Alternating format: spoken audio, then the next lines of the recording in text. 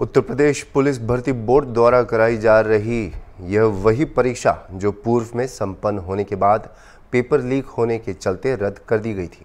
इस बार इस एग्जाम को अभेद बना दिया गया है। खुद मुख्यमंत्री योगी आदित्यनाथ इस परीक्षा को लेकर बेहद गंभीर हैं और लगातार पूरी प्रक्रिया पर नज़र भी बनाए हुए हैं। इस परीक्षा को निष्पक्ष और पारदर्शी तरीके से संपन्न कराने के लिए यूपी पुलिस के साथ ही तमाम सुरक्षा एजेंसियां अलर्ट मोड पर हैं।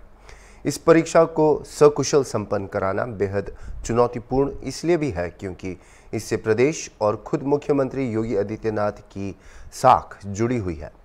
भर्ती बोर्ड की यह पुलिस परीक्षा कितनी चुनौतीपूर्ण है, इसको लेकर हॉर्नबिल टीवी ने उत्तर प्रदेश के सामाजिक कार्यकर्ता नैमिष प्रताप सिंह से बातचीत की।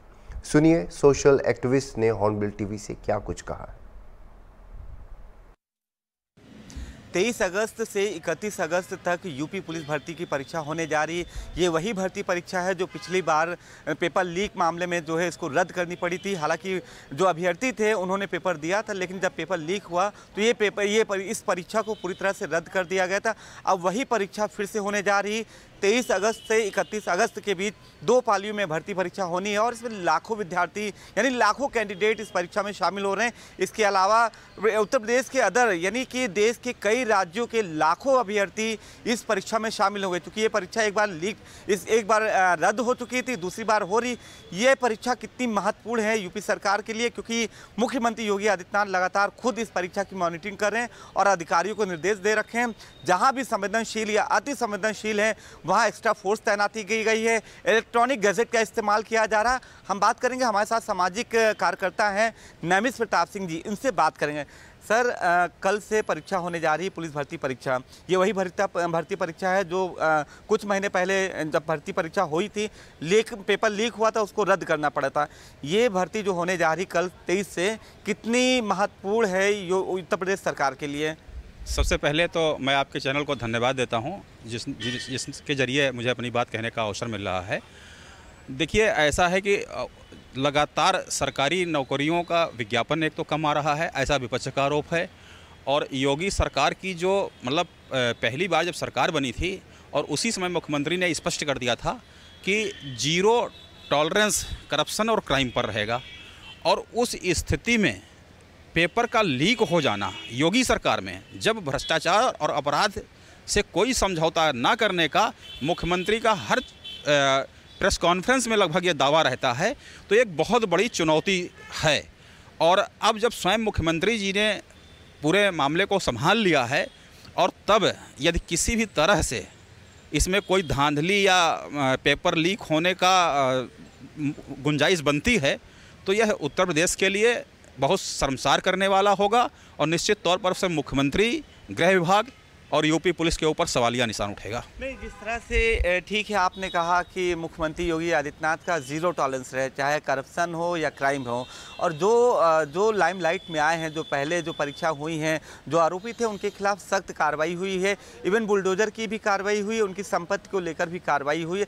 अब तो एक नया कानून भी बन गया है जिसमें काफ़ी जो पकड़े जाते जो आरोपी होते हैं उनको आर्थिक जो भरपाई है वो भी किया गया और कड़ी सज़ा का प्रावधान रखा है। लेकिन इसके बावजूद भी जो सॉल्वर गैंग के लोग हैं अभी से ही व्हाट्सएप पे जो है तमाम तरह के 10,000 में पेपर लीक करने की बात कर रहे हैं, पेपर देने की बात कर रहे हैं। तो ये आखिर हो कैसे रहा कि इतने लोग कैसे इतने लोग मनबड़ हो गए हैं, जबकि यूपी सरकार, मुख्यमंत्री योगी आदित्यनाथ खुद इतने सख्त हैं? मुख्यमंत्री, निश्चित तौर पर इसमें कोई शक नहीं है कि मुख्यमंत्री भ्रष्टाचार और अपराध के खिलाफ मानसिक तौर पर उनका माइंड सेट ऐसा है कि इसके खिलाफ हैं। लेकिन सवाल यह है कि सरकार या शासन, जो सरकार निर्णय लेती है उसको क्रियान्वित करने की जिम्मेदारी शासन और प्रशासन के ऊपर होती है। आपने अभी कहा है कि तमाम लोग, जब पिछली बार पेपर लीक हुआ था, चाहे यह पेपर रहा हो या मेडिकल से संबंधित, तो लोग पकड़े गए और उनको सज़ा मिली। आपने कहा सवाल इस बात का है कि बाहरी आदमी, एक जो परीक्षा प्रक्रिया है वो एक निश्चित योजना के तहत होती है, वो सरकारी अधिकारियों के अंडर में होती है। पेपर कहाँ बनता है, कैसे आता है, कहाँ रखा जाता है, इसकी सूचना बिल्कुल ही सरकार और शासन और पुलिस में बैठे हुए एक गोपनीय लोग, बहुत ही गोपनीय तरीके से इसको होता है। अब आपने अपराधियों को तो पकड़ लिया, चलो मान लेते हैं जैसा कि आप दावा कर रहे हो। सवाल यह है कि इस अपराध का सूत्र, जैसा कि स्वयं डीजीपी साहब के पुराने बयानों को देख लीजिए कि उन्होंने कहा था कि निश्चित तौर पर अंदर के लोग मिले हुए हैं। मैं दावा कर रहा हूं कि जब तक इसमें अंदर के लोग, जिनके ऊपर परीक्षा निष्पक्ष करवाने की जिम्मेदारी थी, जब तक वे लोग इसमें शामिल नहीं होंगे तब तक पेपर लीक नहीं हो सकता है। सवाल आपका कहने का मतलब ये है, आपका कहने का मतलब ये है, मैं जहाँ तक कि जब जाने, आपका कहने का मतलब ये है कि जब तक जो रैकेटर, जो मेन सरगना है, अगर उन पर कार्रवाई जब तक की सरकार नहीं करती, ऐसे लोगों के खिलाफ कार्रवाई जब तक नहीं होती, वो सलाखों के पीछे नहीं होते, उन पर बुलडोजर की कार्रवाई नहीं होती, तब तक ये नहीं रुकेगा। ये कहना अभी मेन सरगना की ही क्यों, जो अंदर के लोग हैं, जब तक जड़ पर मट्ठा नहीं पड़ा जाएगा, जब तक ग्रॉस रूट से क्राइम को खत्म नहीं किया जाएगा, पता लगा स्पॉन्सर कोई और कर रहा है, लीड कोई और कर रहा है, जो ये जिन अपराधियों को पुलिस बड़े बड़े अपराधों में, इस पेपर लीक ही नहीं तमाम अपराधों में पकड़ती है,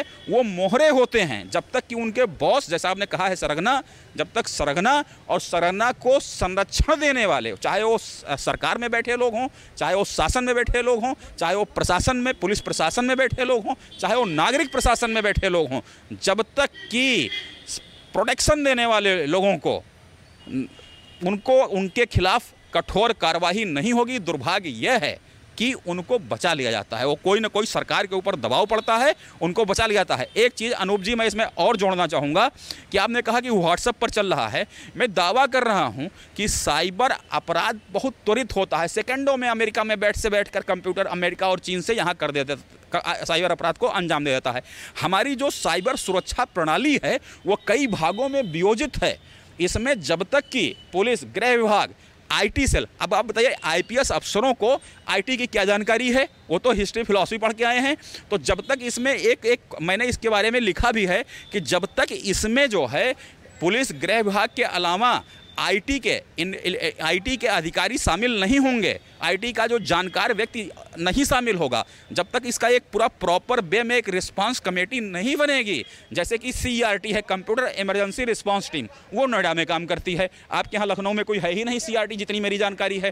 तो हमारा ये कहना है आपके चैनल के माध्यम से कि मैं उत्तर प्रदेश का एक जिम्मेदार नागरिक होने के नाते सरकार से ये कह रहा हूँ कि आप उत्तर प्रदेश में साइबर अपराध को त्वरित रूप से, जहाँ पर तत्काल रिस्पांस हो सके, इमीडिएट रिस्पांस कर सके, इसके लिए आप सारे चैनल विकसित करिए और आईटी के जानकारों को लाइए, तभी ये। नमित जी, एक सवाल ये भी है, जैसा कि ये भर्ती परीक्षा होने जा रही 23 अगस्त से 31 अगस्त तक होगी, 2 पालियों में होनी है।